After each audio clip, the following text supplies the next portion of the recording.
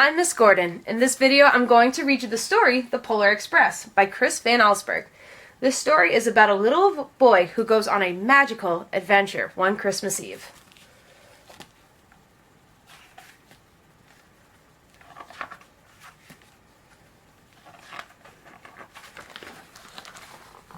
On Christmas Eve, many years ago, I lay quietly in bed.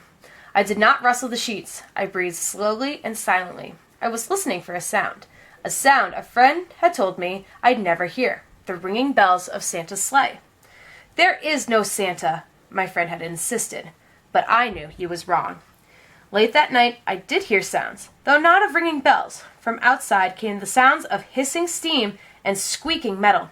I looked through my window and saw a train standing perfectly still in front of my house.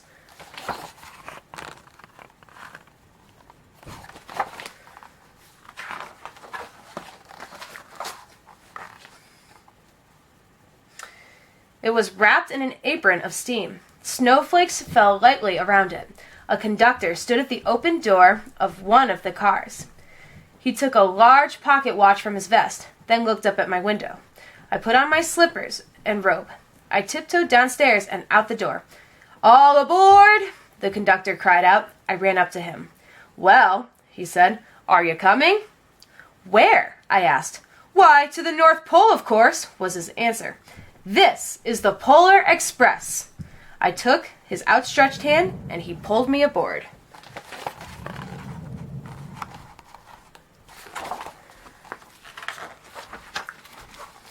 The train was filled with other children, all in their pajamas and nightgowns. We sang Christmas carols and ate the candies with nougat centers as white as snow. We drank hot cocoa as thick and rich as melted chocolate bars. Outside, the lights of towns and villages flickered in the distance as the Polar Express raced northward.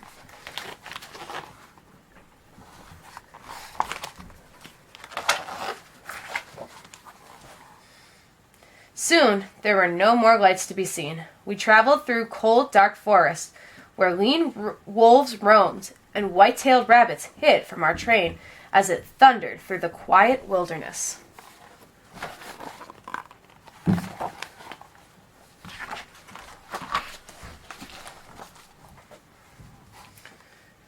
We climbed mountains so high it seemed as if we would scrape the moon, but the Polar Express never slowed down. Faster and faster we ran along, rolling over peaks and through valleys like a car on a roller coaster.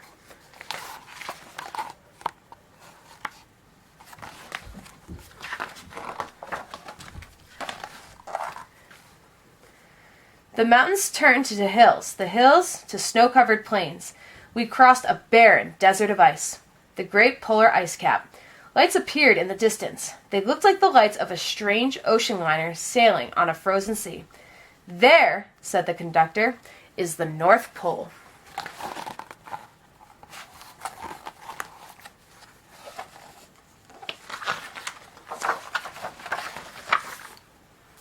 The North Pole. It was a huge city standing alone at the top of the world, filled with factories where every Christmas toy was made. At first, he saw no elves. "They are gathering at the center of the city," the conductor told us. "That is where Santa will give the first gift of Christmas." "Who receives the first gift?" we all asked. The conductor answered, "He will choose one of you."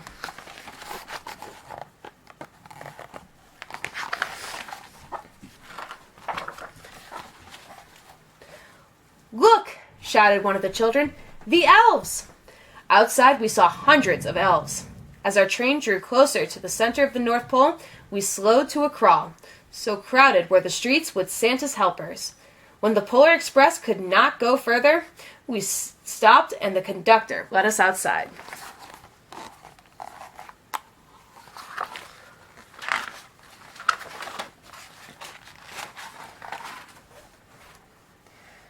We pressed through the crowd to the edge of a large open circle. In front of us stood Santa's sleigh. The reindeer were excited. They pranced and paced, ringing the silver sleigh bells that hung from their harnesses.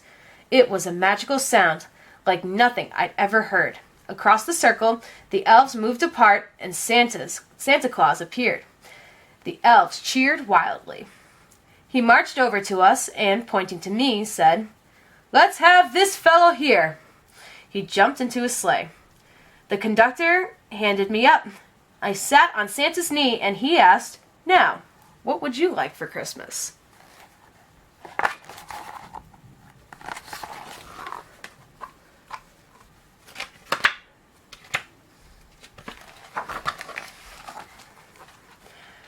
I knew that I could have any gift I could imagine, but the thing I wanted most for Christmas was not inside Santa's giant bag. What I wanted more than anything was one silver bell from Santa's sleigh. When I asked, Santa smiled.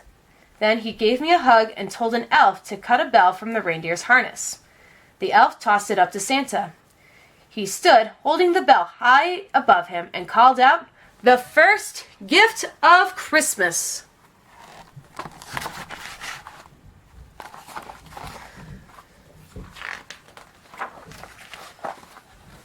A clock struck midnight as the elves roared their approval. Santa handed the bell to me, and I put it in my bathrobe pocket. The conductor helped me down from the sleigh. Santa shouted out the reindeers' names and cracked his whip. His team charged forward and climbed into the air. Santa circled once above us, then disappeared in the cold, dark polar sky.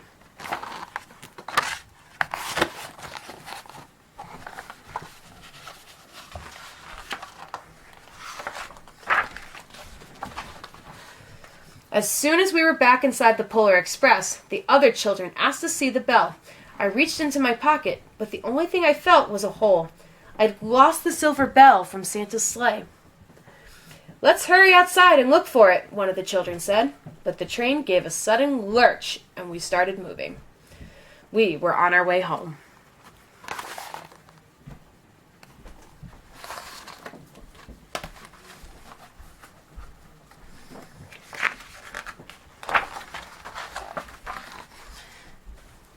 It broke my heart to lose the bell. When the train reached my house, I sadly left the other children. I stood at my doorway and waved goodbye. The conductor said something from the moving train, but I couldn't hear him. "What?" I yelled out. He cupped his hands around his mouth. "Merry Christmas!" he shouted. The Polar Express let out a loud blast from its whistle and sped away.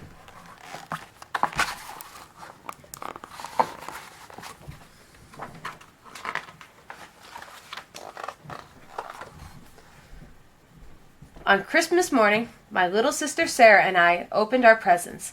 When it looked as if everything had been unwrapped, Sarah found one last small box behind the tree. It had my name on it. Inside was the silver bell.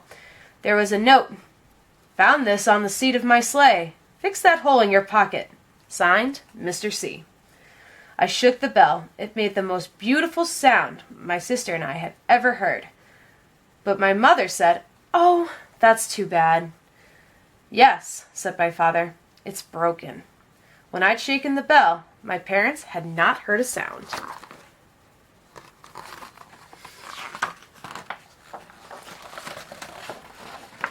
At one time, most of my friends could hear the bell, but as years passed, it fell silent for all of them. Even Sarah found one Christmas that she could no longer hear its sweet sound. Though I've grown old, the bell still rings for me as it does for all the people who truly believe.